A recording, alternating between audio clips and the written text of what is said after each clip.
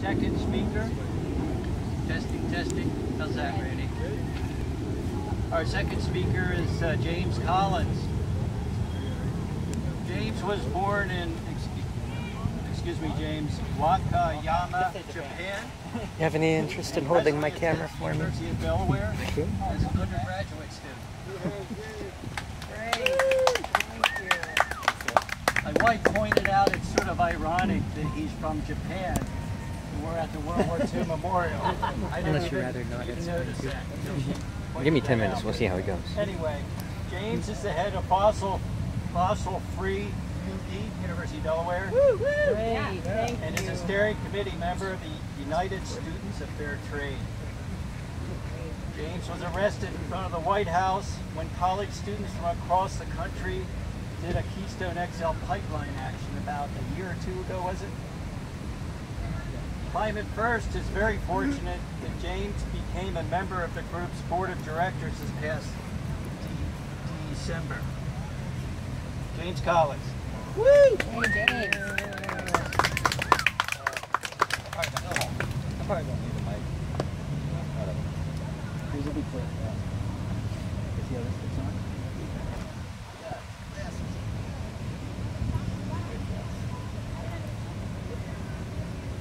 Sound right? You need a speaker first. Wardrobe. No malfunction. Yeah.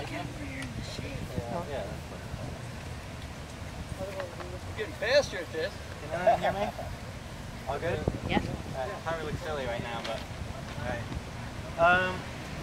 All of us here already know the impact of climate change will have in our ecosystem. We have known this fact for a long time. But now that the debate over science of climate change is finished, the new environmental movement to take action against climate change must make 3 key realizations. Without these realizations, I believe we will not make any substantial progress in our fight. Number 1, the first thing we have to realize is this. Our elected officials are no longer acting in a rational manner. For decades, some of us have just been presenting the science, thinking that our elected officials will put everything aside and will actually pass regulation or legislation to limit the extraction of fossil fuels. Now, for most rational people, the science is enough. We don't need to look at the cost of making changes to our energy policy when our human survival is at stake.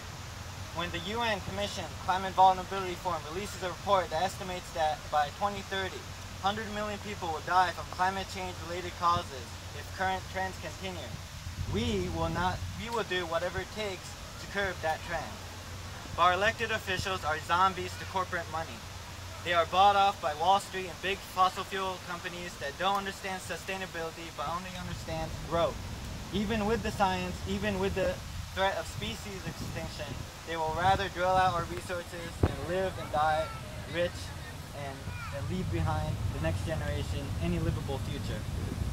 Despite the populist rhetoric from Democrats like Clinton or Obama, and despite the fact that the GOP candidates are perfectly fine with using fear-mongering language on issues like terrorism or ISIS, neither major party right now is willing to tell the uncomfortable truth of the apocalyptic impacts that climate change will bring. They are leaving their own voters in the dark so they can forward more campaign contributions. So we have to give up this notion that science is enough, because the people that control this government, science means nothing. Number 2, the second thing we must realize is this. Our elected officials do not view us all as equal human beings. We have witnessed recently a number of politicians and pundits justifying the use of eminent domain to build massive pipelines in the heartland of America to sell cheap oil overseas. Despite how Keystone 1 in Canada spilling 12 times in its first 12 months, they will still allow a much bigger, dirtier pipeline to be built over 2,000 of our own waterways. And we have recently witnessed in recent years the argument that we need a quote-unquote bridge fuel. They say we cannot switch to clean energy right away for whatever reason, and that we must first switch to natural gas before we can switch to clean energy. Unlike Republican counterparts that cover their ears and reject the science of climate change completely, these arguments are coming from those spineless Democrats that are actually acknowledging the science. These are people that know the impacts of releasing methane or the threat of man-made earthquakes. These are politicians with a sort of cognitive dissonance. They acknowledge all the negative and disastrous implications, and yet they still think they can play politics and allow fracking to expand in poor areas. What these people are saying is essentially this: that there are some of us in our society that must be sacrificed for the greed of a small elite. That in order to satisfy the marketplace, capitalists, and the rich investors, certain communities must suffer the impacts of fracking, tar sand, and mountaintop removal. Black communities, indigenous communities, poor white communities are expendable in the eyes of the fossil fuel industry. They don't see the poor as having any rights to clean water or clean air. This is why the fossil fuel industry is perfectly fine with rich communities like Beverly Hills in California to be one of the first places to ban fracking, but poor places like in Louisiana and Pennsylvania, they won't allow them to do such a thing and pour millions to buy off its state legislature to make sure these communities continue to suffer. But clean water and clean air should be recognized as a human right. Under the United Nations Committee on Economic, Social, and Cultural Rights and the Universal Declaration of Human Rights, everyone has a right to an adequate living standard. Thus, everyone, black, indigenous, poor communities, deserve the same standards of a clean environment that many of us who are privileged, including myself, take advantage of. Even if, for argument's sake, that natural gas could work as a bridge fuel, again, for argument's sake, we still cannot betray the principle that all human beings are created equal. No one deserves to live in a sacrifice zone, and this is something that suits in Washington can't seem to grasp in their thick heads. Number 3, the last thing we need to realize is this: we must engage ourselves in the politics of resistance. We do not have the money, the wealth, or even the connections to influence the political class the same way the big fossil fuel companies do. We do not have our own green equivalent of the Koch brothers, or the left-wing equivalent of groups like ALEC, the American Legislative Exchange Council, to write legislature laws. In the battle of lobbying and dirty politics, we can only get small victories here and there, but overall, we are not going to win that fight. Because the only way we can win a substantial victory is through resistance and defiance. Civil disobedience, direct action, non-violent, revolutionary tactics. I've seen hopes, change, progress in movements like Flood Wall Street, where thousands of us shut down the streets outside of New York Stock Exchange. Excel Descent, where, as Ted mentioned, where hundreds of us students chained ourselves in the White House gates, and groups like Tar Sands Blockade and Idle No More, where small communities, not suits and elites, are leading the fight for climate justice. Power in the form of money is ultimately a facade. Power ultimately rests within ourselves. If movements like this refuse to obey and choose to resist, there will never be enough money in the world to shut down the truth we speak. And this is something that the fossil fuel industry can't stand because they have no popular base. They have no community, they have no people or activists that will stand with them when money is not enough. And thus, the fossil fuel industry will be defeated in the end if movements like this continue to grow and fight the good fight. These are the 3 realizations I believe we must make and share with our friends at the end of the day. And finally, I just want to wrap up by quoting 2 passages I found recently from the revolutionary radical Thomas Paine. I think it's kind of appropriate since we're in DC to quote the great patriot. In his pamphlet, Agrarian Justice, Paine argued that property should belong to the inhabited community and not just the wealthy oligarchs that owned but on paper, but didn't inhabit the land itself.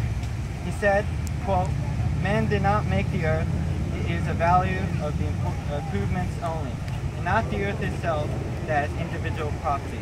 End of quote. Paine, like John Locke and other enlightened thinkers at that time, believed that property can only be justified since owners and inhabitants were to improve or sustain the land. But if their only goal was to exhaust the land of its resources, then they had no right to that property whatsoever.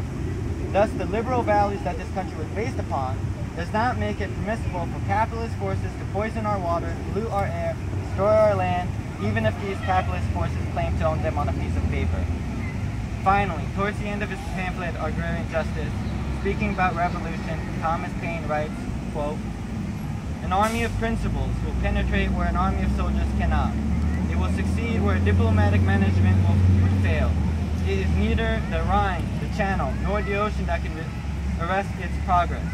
It will march on the horizon of the world, and it will conquer it." Today, although small, I see a growing army of principles. Thank you. Thank you. Well said.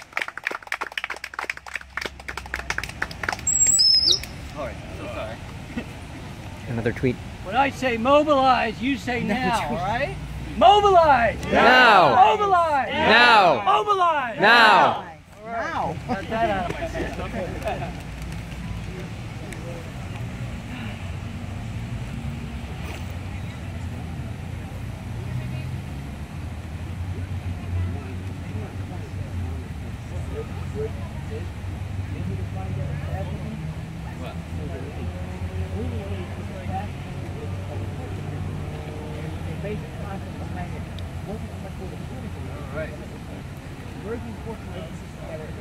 How's that sound?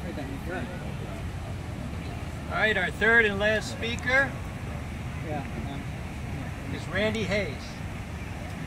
Randy has been described by none other newspaper, the Wall Street Journal, as an environmental pit bull.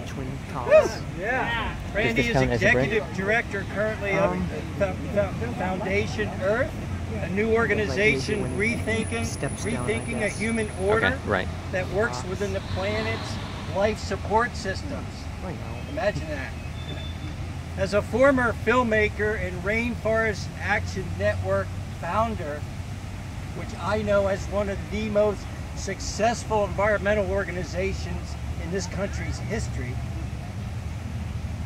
Randy is a veteran of many high-visibility corporate accountability campaigns and has advocated for the rights of indigenous peoples. He's also served 7 years as president of the City of San Francisco Commission on the Environment, and also as director of sustainability in the office of then Oakland Mayor Jerry Brown. Randy Hayes?